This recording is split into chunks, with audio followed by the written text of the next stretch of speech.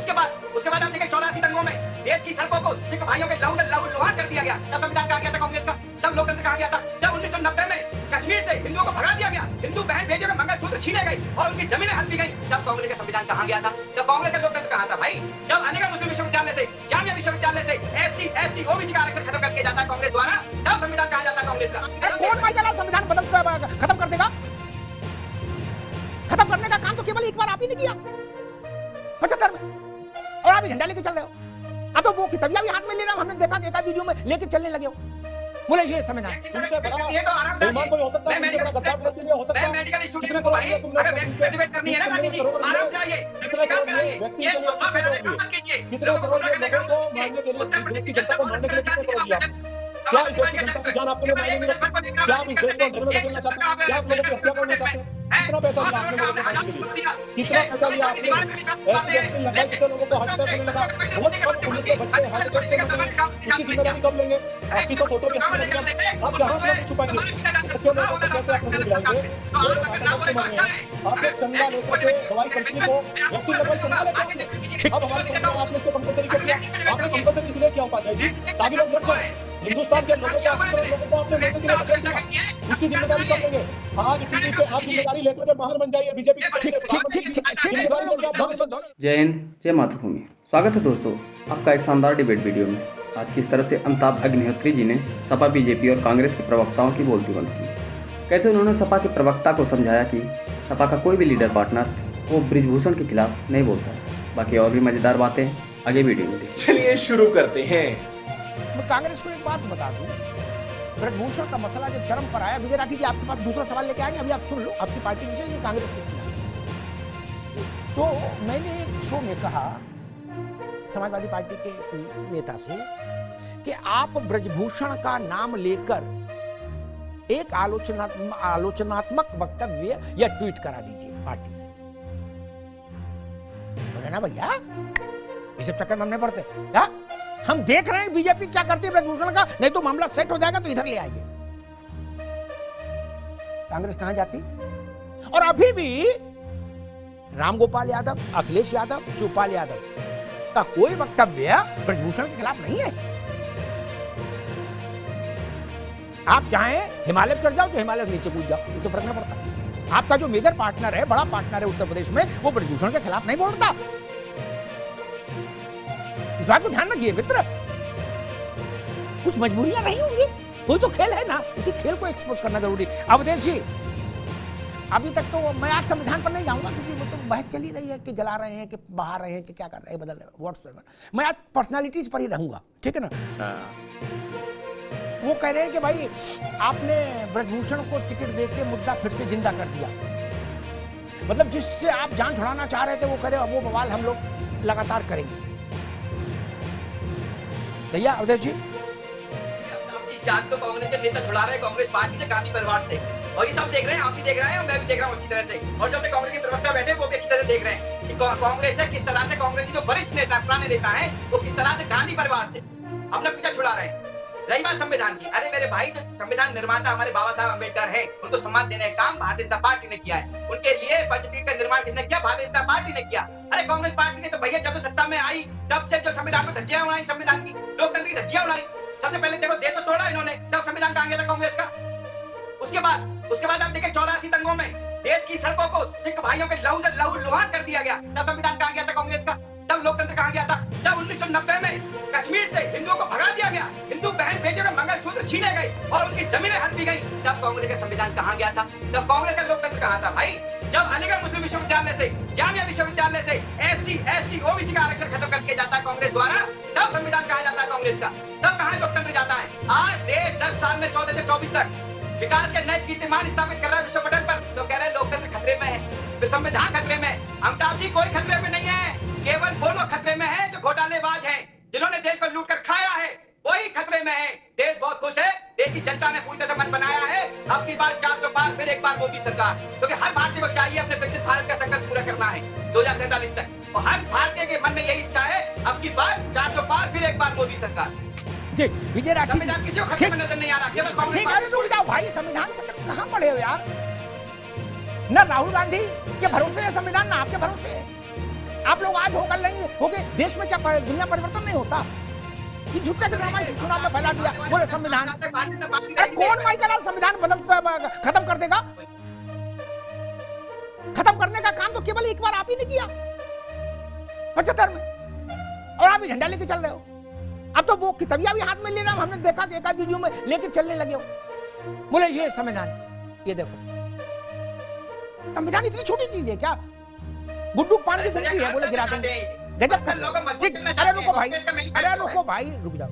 विजय राठी जी, एक मसला आपका मुझे दिख रहा था, मुझसे किसी ने कहा कि उत्तर प्रदेश भर में समाजवादी पार्टी ने कुल 4 मुसलमानों को टिकट दी क्या, और उसका फोका नारा है पीडीए, पिछड़े दलित अल्पसंख्यक। फिर सुधीजनों ने बताया कि मुलायम सिंह जी के समय से लेकर अब तक ये सबसे कम हिस्सेदारी है मुसलमानों को मिली क्या। वहीं जो दूसरी रीजनल फोर्स है उत्तर प्रदेश की बीएसपी, उसने 22 मुसलमानों को टिकट दिया। कुछ आपका लग रहा मन भर गया, बोले हटाओ यार बाबा, ज्यादा टिकट देने से कोई लाभ नहीं क्या। आपने 5 यादव अपने परिवार से लड़ाए और 4 मुसलमान दिए 4.5 करोड़ मुसलमानों को, नहीं। और आकाश आनंद कहते कहते घूम रहे हैं कि हमने 22 अब तक तो उतार दिए हैं, अभी ये 2-4 टिकट और बाकी हैं क्या। कुछ चेंज हुआ है आपकी पॉलिसी में क्या राठी साहब?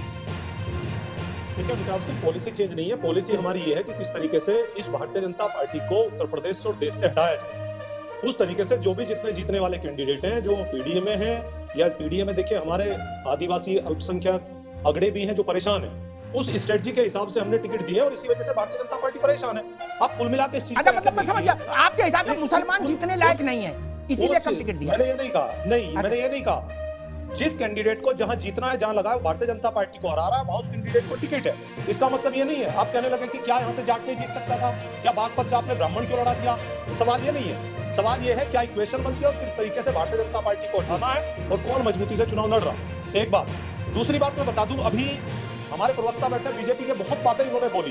इन्होंने कहा कि हमारे निर्णय खुले में होते हैं। सही बात है, निर्णय तो आपके खुले में होते हैं। एक नारा आपने दिया था, मेरा बूथ सबसे मजबूत, जो बदल के हो गया था, मेरा जूता सबसे मजबूत विधायक सांसद के सिर पे और सांसद विधायक के सिर पे। दूसरी बात इन्होंने कही कि देश विकास की तरफ है, नजरें मिलाने लायक बड़ी बड़ी बात करी विपक्षी नेताओं की। अरे मैं आज पूरा देश से पूछ रहा, 80 करोड़ लोगों को जो वैक्सीन लगी थी, जो लोग सोशल मीडिया और इस पे जो चल रहा है इलेक्ट्रॉनिक मीडिया पर, उसका जवाब कोई देगा क्या? जिससे आपने चंदा लिया, चंदा लेकर के उसको धंधा दिया, तुम तो सबसे बड़े बन गए।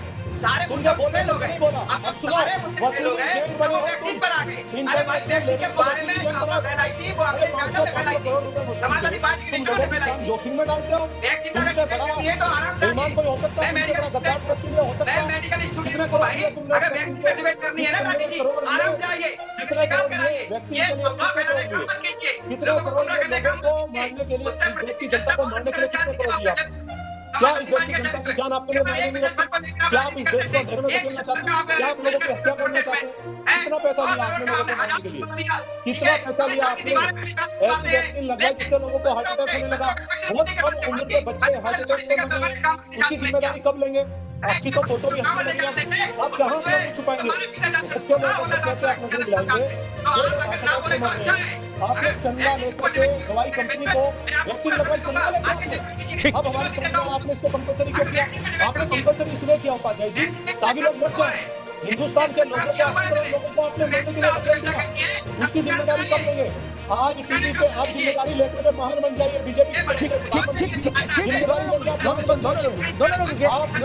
ठीक है, दोनों लोग विजय राठी की आवाज रोकिए और इनकी अखिलेश अवधेश जी की भी रोक दीजिए। राठी साहब, बहुत सारे मुद्दे हैं, कुछ चुटकुले हैं, कुछ मुद्दे हैं, चुनाव में चलाइए। इन सब वैक्सीन चक्कर में आप लोग मत पड़िए, वो गंभीर विषय है, उसमें मत पड़िए। क्या चकल्लस है ना चुनाव में करने के लिए, करो यार, उसमें मत पड़िए ना, भय फैलाइए देश में, ठीक है ना? वो आपका विषय नहीं, आप जानते नहीं उस विषय में, क्या तुम भय फैला रहे हो यार? वो राजेंद्र चौधरी विज्ञप्ति जारी करके बता देंगे वैक्सीन कैसी है, गजब कर रहे हो। वो विषय आपका नहीं है। बाकी जो चकल्लस आप लोग मंचों पे सब लोग एक दूसरी पार्टी के लिए कर रहे हो, वो करिए, जनता का मनोरंजन हो रहा है, लेकिन गंभीर विषयों पर देश में भय मत फैलाइए, ये पाप हो जाएगा। वो छोड़ दीजिए, वो आपके विषय नहीं ना, वो आपका विषय नहीं ना। आप पीडीए पे खेलो, और चुटकुले हैं उन पर करो, लेकिन इन सब में मत पड़ो। ये सब गंभीर विषय है, इसमें देश भर के लोगों को भय के अंधी सुरंग में ढकेलने की कोशिश मत करिए। वैसा है नहीं जैसा आप दिखाने की कोशिश कर रहे हैं, इसलिए उस बहस में मत जाइए। मैं वैक्सीन के मसले पर इसलिए बहस अलाउ नहीं किया ना, क्योंकि मैं जानता हूं कि आप लोग क्या क्या चाह क्या रहे हो, वो अलाउ नहीं करेंगे ना। ठीक। विकास श्रीवास्तव, मैंने कहा ब्रजभूषण पर आपका स्टैंड एग्रेसिव है, समाजवादी पार्टी मौन रहती है। क्या वो ब्रजभूषण के विरुद्ध नाम लेके पंगा नहीं लेती? ये दुविधा संकट पैदा करेगी।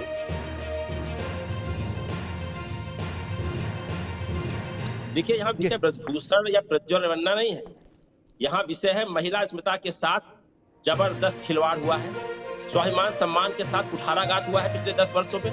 एनसीआरबी के आंकड़ों ने स्पष्ट किया है कि तब से मोदी सरकार आई है, महिलाओं का उत्पीड़न 4 गुना बढ़ा। और जितने प्रमाण प्रस्तुत हुए हैं, जितनी भी चीजें सामने आई है, ये आप द्वारा सम्मानित मीडिया द्वारा आई है। भारतीय जनता पार्टी के नेता ने पत्र लिखकर मना किया कि इस व्यक्ति के ऊपर व्यभिचार के सीडी है, पूरा पेन ड्राइव है, 3000 के आसपास इस व्यक्ति ने रेप किए हैं, और उसके बावजूद दरकिनार करके भारतीय जनता पार्टी के नेताओं की संस्तुतियों को दरकिनार करके प्रधानमंत्री जी उसको बता रहे हैं कि इसको दिया गया एक वोट मोदी को मजबूत करेगा।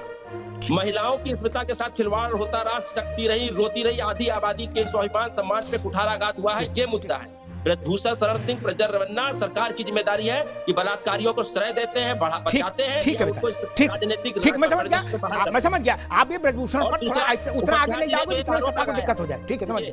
ठीक है, अब ठीक, आगे बात आ गई भैया, विकास आगे बात।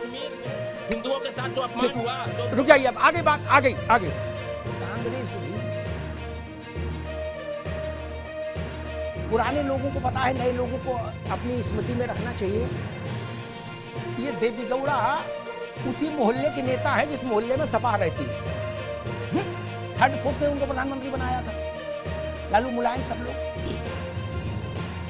ये रमन्ना जिस समय इस ढंग के ये कुकृत्य कर रहा था, उस समय किस पार्टी में के साथ अलाइन था? जेडीएस।